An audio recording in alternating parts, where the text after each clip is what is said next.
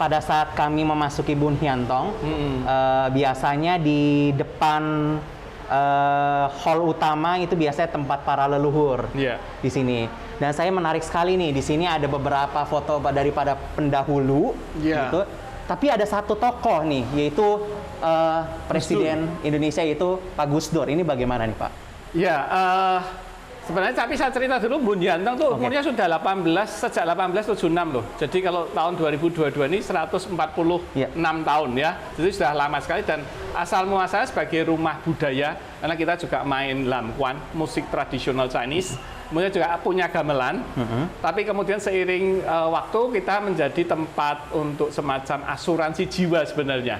Tapi di zaman Orde Baru memang kemudian kita agak tiarap sebenarnya kegiatannya.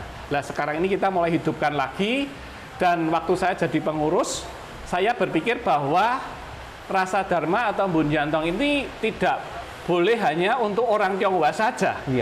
Meskipun lokasinya di pecinan, tapi saya pengennya bahwa Bun Hyantong ini bisa mengenalkan keberagaman. Makanya pada saat kami punya kesempatan untuk meletakkan itu sinci atau papan arwah Gus Dur yang di sini juga foto lukisannya, kami juga senang. Jadi sesuai dengan yang saya harapkan. Dan untuk diketahui, pengurus di sini nggak semua Tionghoa loh, ada Jawanya, ada Jawanya, ada yang Muslim. Jadi keterbukaan itu nggak cuma sekedar jargon, tapi kita jalani.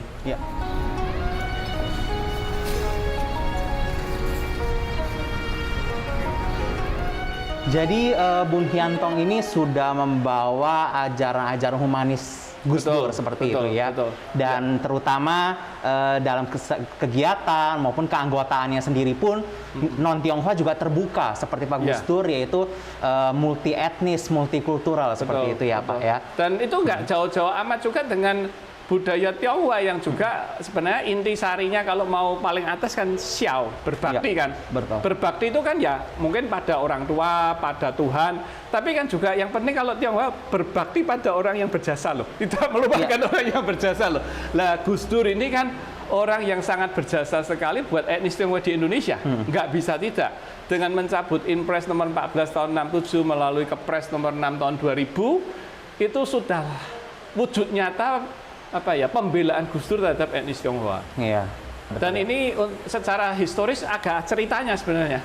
Bagaimana Pak kira-kira? Jadi ini diskusi saya dengan Pak Sugiri Kusteja, dosen dari Universitas Parahyangan atau Maranatha mendadak saya lupa, di Bandung.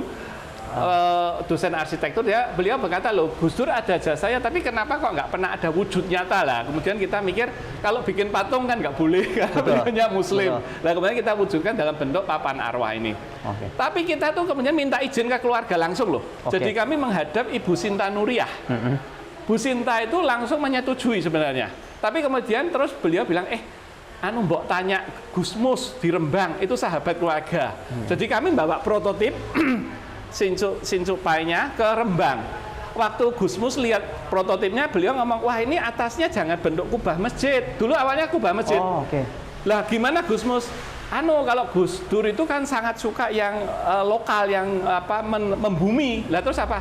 Bentuknya bikin atap Masjid Agung Demak, susun 3. Makanya kita rubah terus.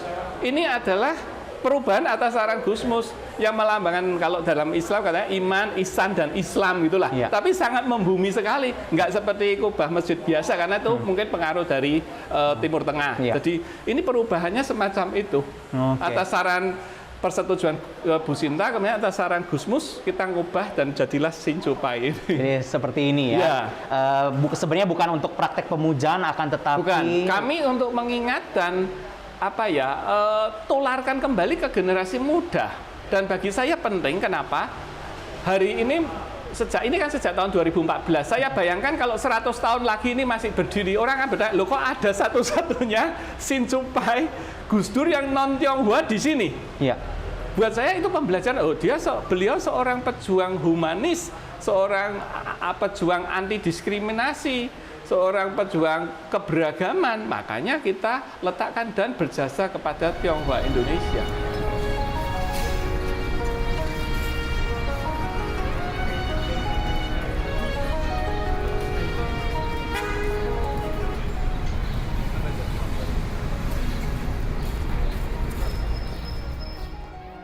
Ya, ini prasasti saat Gus Dur sakit di tahun 2009 ini bulan September. Jadi kami bersama sebenarnya seluruh warga Tionghoa Semarang bersama Nahdlatul Ulama di Jawa Tengah mendoakan untuk kesehatan Gus Dur di kapal di depan Kelenteng Taikaksi. Nah, ini untuk menunjukkan bahwa yang tadi saya ceritakan, sudah cerita atau belum ya, bahwa saat Gus Dur meninggal itu kan hampir semua Tionghoa, bahkan saya lihat banyak kelenteng yang berdoa khusus untuk Gus Dur. Nah, bahkan sebelum Gus Dur meninggal pun kami pun mendoakan juga untuk kesehatan Gus Dur. Artinya apa?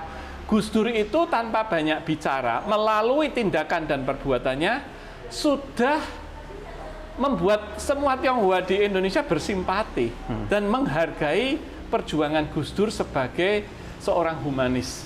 Kan Gus Dur pernah berkata, kalau kamu berbuat baik, orang tidak akan tanya agamamu apa. Oke. Iya kan? Ini kan niat baik kan? Iya. Iya kan? Betul. Ya orang nggak tanya agamamu apa sebenarnya. Oke, jadi pesannya tersebut juga ingin disampaikan melalui kegiatan Betul. tersebut. Jadi sebenarnya buat saya intisarinya Gus Dur sudah disampaikan lewat kata-kata tadi. Kebaikan dan kemanusiaan di atas agama. Kami melihat hubungannya itu memang sehat ya. Artinya kan bukannya Tionghoanya disuruh menghormati, ya atau Tionghoanya juga terlalu lebay terhadap semua penguasa, enggak loh. Hanya kepada Gus Dur terutama. Artinya memang ada simbiose yang positif di dalamnya. Dan Gus Dur itu enggak cuma untuk Tionghoa loh. Kaum minoritas pun mendekat ke Gus Dur loh. Sebenarnya keberagaman itu sebuah keniscayaan. Kalau dalam ajaran Islam ngomongnya perbedaan itu sunatullah, takdir Tuhan, yang nggak bisa dilawan kan.